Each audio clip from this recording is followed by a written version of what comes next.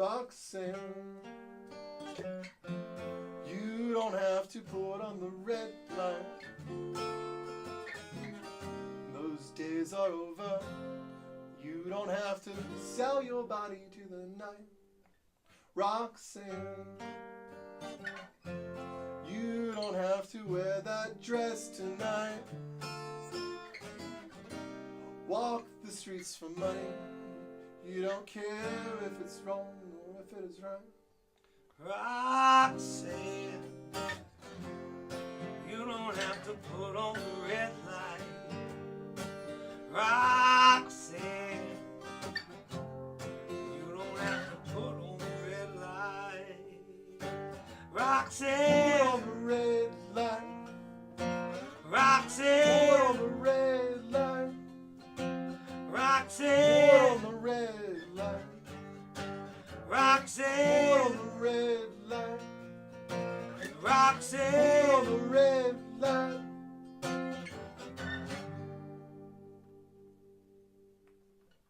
I loved you since I knew you. I wouldn't talk down to you. Wanna tell you just how I feel. I wanna share you with another boy. I know my mind is made up, so put away your makeup. I told you once, I won't tell you again. I'm in a bad way. Roxanne, you don't have to put on the red light. Roxanne, you don't have to put on the red light. Roxanne, Put on the red light. Put on Roxanne, the red light. Put Roxanne, on the red light. Put Roxanne, on the red light. Put on Roxanne. the red light. Oh.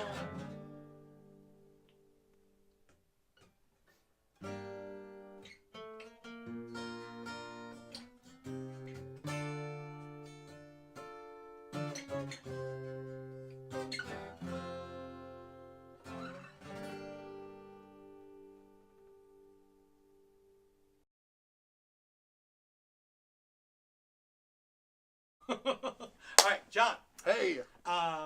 We did Roxanne. Yeah, we by did. The Police. You picked it. Yeah. Why'd you pick the song? So, even though guitar is my primary instrument, I am deeply and truly inspired by catchy bass lines. Okay. So, I actually, like, the Paul McCartneys and Stings of the world are almost more of my heroes than anything else, Mm-hmm. because they can kind of both be in the background and lead at the same time. Mm-hmm. So, I've always kind of just been a Police fan. And one day, I was playing around on my acoustic guitar and just was trying to find every single song that I could, that I kind of half knew that was a cover.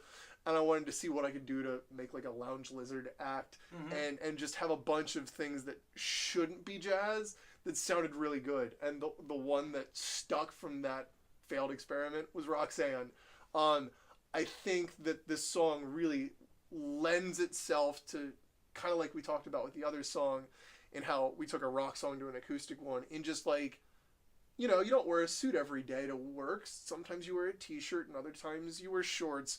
Like, let it be its own person, but put on kind of a different set of clothing. Mm-hmm. So I thought that was really fun. I also, since all of Sting's kind of chorus or end whatever things just repeat forever, I wanted to see what would happen if Roxanne was like a 2-minute burner. Mm-hmm. So this kind of combined a bunch of experiments of mine into something that I think is pretty cool. Yeah, and I think like the format that they were working in lends itself to long vamps, you know, because it's dance music and there's a feel. Absolutely. You know, where like when you take that rhythmic part out of it, it needs to be more concise. Yeah. You know, and I do think it serves the song, but I also think that it's a testament of a good song when you can remove something that's crucial to it. Like you were saying, the bass line, crucial to the song, but you can remove it and the song remains as a quality song. Absolutely. I also love the fact that it goes from being like such a powerful song to like such a precious song by doing that too. Like, and we kind of chopped both ends off. Like, neither of us wants to get anywhere near those high notes that he's squeaking out up top there, or the bass. So it just kind of, the whole thing just kind of collapsed in on itself into this cute little tiny thing. Yeah. But it is a ubiquitous song. I mean, like, it's impossible not to know it, even if you don't know who it's by.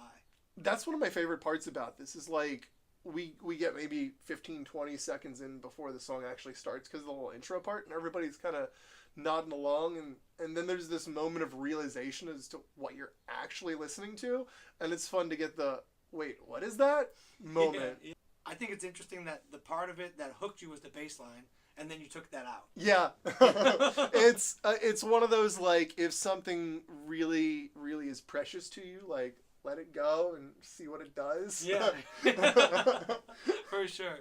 I do love that idea of, let's see what happens when we let it go. Yeah. See what happens when we don't have that. Especially when that's the thing that seems like the most important. Sometimes when I write a song, like, I'll play a guitar part, and then I'll actually, like, right before the end of the song, mute that one instrument to see if this whole song stands alone without, like, the part that I thought was super important. And sometimes it's a disaster, but other times it turns out kind of cool. For sure. That's what I was going to ask, because, when I put out a record in 2005, and I worked on it with a guy from 2003 to 2005. We ended up having 24 different people on it. Man. And most of it was done in kind of that, like, bedroom 4-tracky sort of way. It was done on real gear, but it was just kind of done in that step-by-step layering process in the way that you do it. Maybe we've done it with a rhythm section. Yeah. But a lot of it was done with, like, a pump organ, and then we put drums to that, or acoustic guitar, and then we put stuff on top of that. And like you said, sometimes that anchor instrument needs to be there because everyone's playing to that, and everyone's that's the glue, because that's where everybody kind of like normed themselves to. But there were some times where we were like, well, that's the backbone of it. Let's take it out and see what happens. And it's like, oh, now it turns from like a folk rock song to like just a rock song, or like, you know, when you take that song you build up, then you just drop the bass and the drums only and the vocal, and you're like, oh, that's the song, you know. I think that's awesome when you do remove. I think that's a really cool